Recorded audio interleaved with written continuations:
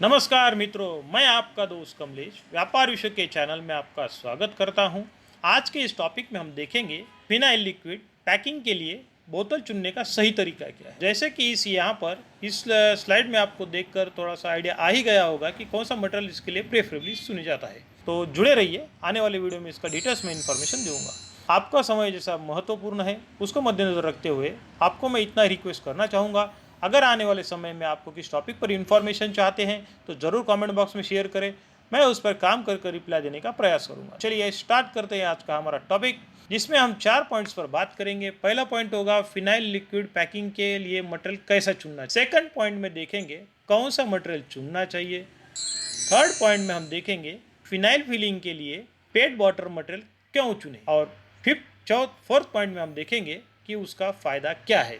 अब एक एक कर मैं आने वाले स्लाइड में बताऊंगा। उम्मीद करता हूं अंत तक जुड़े रहिए और अपना ज्ञान बढ़ाइए। देखिए, सबसे पहले फिनाइल पैकिंग मटेरियल चुनने कैसा चुनना चाहिए। अब कौन सा मटेरियल सूटेबल होता है उसके कुछ पैरामीटर एक एक करके बता रहा हूँ। पहले मटेरियल सॉफ्ट होना चाहिए। पैकिंग मटेरियल केमिकली इनर्ट भी होना चाहिए। ये सेकंड, एक ही पॉइंट में मैं दो बातें बता रहा हूँ। एक तो मटेरियल सॉफ्ट होना चाहिए और केमिकली इनर्ट। इनर्ट का मतलब है उसका केमिकल रिएक्शन नहीं होना चाहिए। सेकंड पॉइंट में देखेंगे तो मटेरियल ट्रांसपोर्टेशन में आसानी होना चाहिए। ऐसा ही मटेरियल हमें सिलेक्शन करना। थर्ड पॉइंट जो हमें पैरामीटर देखना है मटेरियल चुनते हुए, एक तो वो डीलर, डिस्ट्रीब्यूटर और स्टोरेज में आसानी होना चाहिए। ये पूरी तरह हमें एक ध्यान देना पड़ेगा अगर हम कोई भी मटेरियल चुनेंगे तो। थर्ड है कि इस्तेमाल करने वाला जो ग्राहक है या कंज्यूमर है उसे भी हमारा प्रोडक्ट इस्तेमाल करते हुए आसानी होनी चाहिए। जो फिफ्थ पॉइंट हमें ध्यान देना है, एज अ मैन्युफैक्चरर के नज़रिए से जब भी हम मटेरियल सेलेक्ट करेंगे उसका कॉस्ट भी हमें कम होना चाहिए। इसका ध्यान देना है ताकि हमको कॉम्पिटिटिव मार्केट में स्टैंड होने के लिए हेल्प हो सके। और सबसे मैन्युफैक्चरर्स के प्रोडक्ट की क्वालिटी मेंटेन करने के हिसाब से अगर देखा जाए, स्टेबिलिटी के वक्त जो पैरामीटर काम आता है कि बॉटल का वजन यह ज़्यादा होना चाहिए। उसका भी आने वाले वीडियो में बताऊंगा कि कितना वजन से आगे का बॉटल हमें इस्तेमाल करना है। तो चलिए इस आगे का जो पॉइंट है कि जो हमें देखेंगे कि कौन सा मटेरियल चुनना चाहिए। पहले इसमें पैरामीटर्स बताया। अब ये सब पैरामीटर्स कॉम्प्लाई करने वाला या फिर हमें रिजल्ट जो रिसर्च से पता चला है वो मटेरियल है पेट का शॉर्ट फॉर्म है PET, पेट, पॉलीइथिलीन टरथैलेट मटेरियल ही सुटेबल होता है। ये रिसर्च से पता हो चुका है। उसके लिए जो भी साइंटिफिक प्रूफ थे वो पहले डेटा कलेक्ट किया है, उसी पर से डिक्लेयर किया है। जो हमारा थर्ड जो पैरामीटर हमें स्लाइड वीडियो में बात करने वाले हैं उसमें देखेंगे फिनाइल के लिए पेट मटेरियल क्यों चुनना चाहिए। अभी जैसा वो पहला क्वेश्चन में था कि कौन से पैरामीटर हमें ध्यान में देना है, फिर मटेरियल मिला। मटेरियल मिलने के बाद में अभी उस मटेरियल के लिए क्यों चुनना है उसका एक सिंपली 2 पॉइंट में उसका मैं आपको बता रहा हूँ। पहला, पॉलीइथिलीन टरथैलेट यानी पेट, यह मटेरियल सॉफ्ट होने के साथ ही केमिकल रिएक्शन नहीं होने देता। यानी हमारा जो पॉइंट था इनर्ट होना चाहिए, यानी जो भी हमारे फिनाइल के केमिकल से उसके साथ इसका रिएक्शन नहीं होता है। सेकंड जो पॉइंट है, पॉलीइथिलीन टरथैलेट या पेट मटेरियल से बनी बॉटल से की कीमत कम होता है as compare to other material जो पैकिंग मटेरियल के लिए इस्तेमाल किया जाता है। ये एक सेकंड और मैन्युफैक्चरर की कॉम्पिटिटिव प्राइस मटेरियल बेचने के हिसाब से बहुत इंपॉर्टेंट पॉइंट है। और जो इसके बाद का जो हमारा पॉइंट है उसमें हम देखेंगे कि उसका फ़ायदा क्या है, मटेरियल के पैरामीटर्स क्या थे, कौन सा मटेरियल है और कौन से ये सब कॉम्प्लाई करने वाला कौन सा मटेरियल है, उसका नाम भी मैंने आपको बता दिया।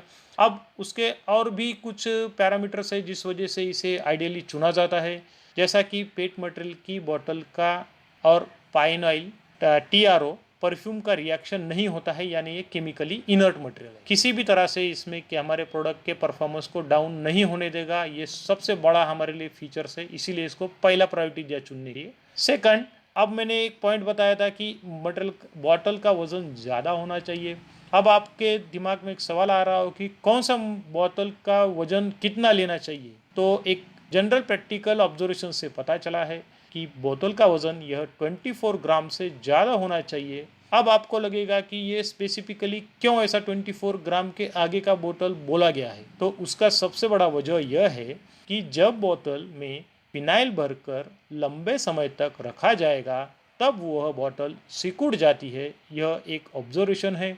उसका मेन रीज़न जब पता किया गया तो यह है कि जब भी हम मटेरियल हमारे मैन्युफैक्चरिंग में प्योर पाइन ऑयल या स्टैंडर्ड क्वांटिटी का पाइन ऑयल इस्तेमाल करेंगे तो इस तरह के ऑब्जर्वेशन होंगे।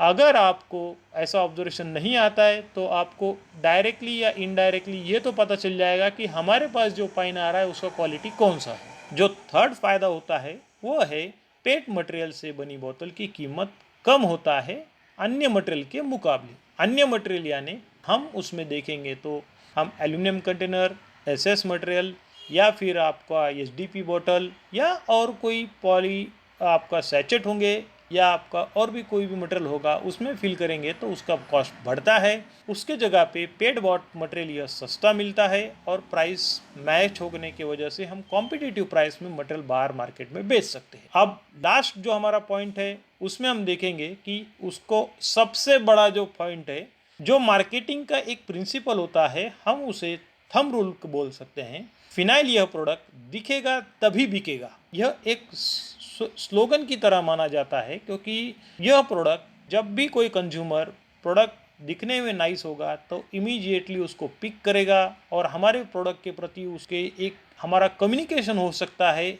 हमारा प्रोडक्ट की क्वालिटी हमें उसमें प्रेजेंट कर सकते हैं, इसीलिए हमें अच्छे क्वालिटी का पेट मटेरियल ही सेलेक्ट करना चाहिए। उम्मीद करता हूँ इस वीडियो में मैंने जो भी बातें बताई वो आपका ज्ञान बढ़ाने में कारगर साबित होगी। अगर आप किसी टॉपिक पर इंफॉर्मेशन लेना चाहते हैं तो ज़रूर वीडियो के अंत में कमेंट बॉक्स में शेयर करें, हम उस पर काम कर रिप्लाई देने का प्रयास करेंगे। Thank you very much for watching our video. Thank you very much.